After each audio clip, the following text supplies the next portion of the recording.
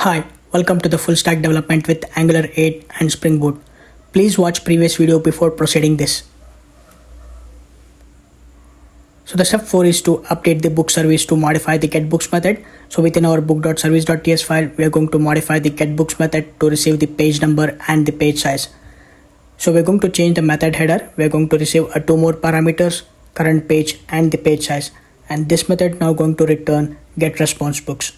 So inside this method, we're going to modify the REST URL. We're going to pass two more parameters along with the category ID, page and the size.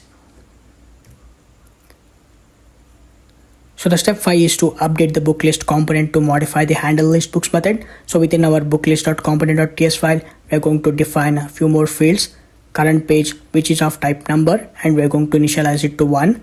So one thing to note here is that in ng Bootstrap, the page number starts from 1 index. But in our Spring Boot backend application, the page number starts from 0 index. Page size, which is of type number, we're going to initialize it to 5. So this is going to display 5 records in each page. Total records, which is of type number, and we're going to initialize it to 0. So within our handle list books method, we are going to call the getBooks method by passing in the two more parameters, the current page and the page size. So one thing to note here is that we are going to decrement the page number because the Spring Boot backend application page number starts from 0 index and our ng Bootstrap page number starts from 1. So while sending it to the Spring Boot backend application, we decrement it.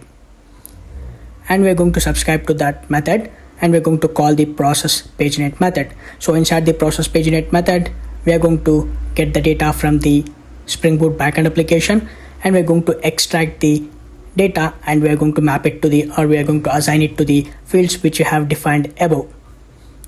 So one thing to note here is that we are going to extract the page number and we're going to assign it to the current page and we're going to increment it while assigning it to the current page because in Spring Boot backend application, the page number starts from 0 index and while mapping it to the view template, we are going to increment it because ng Bootstrap page number starts from 1 index. So just remember, while sending it to the Spring Boot backend application, we will decrement it, and while sending it back to the view template, we will increment it. So the last step is to update the bookgrid view template to add the pagination selector. So within our bookgrid.component.html, we are going to add the pagination selector, ngB pagination, and to this selector, we are going to pass the input properties and the output properties. Page size, and collection size are the input properties. Page change is an event and it's an output property. So for the page, we are going to access the current page, and the page size, we are going to access the page size, and the collection size, we are going to access the total records, and for the page change, we are going to call the listBooks method.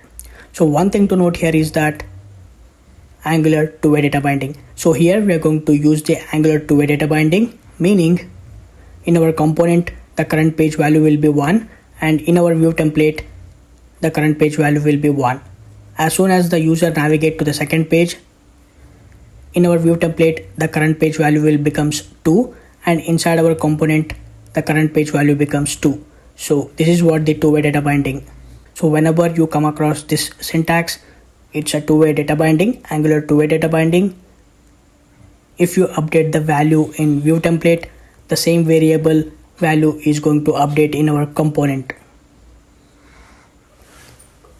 Alright, we have 6 steps to complete this feature. In the next video, we're going to start developing this feature step by step. I will see you in the next video.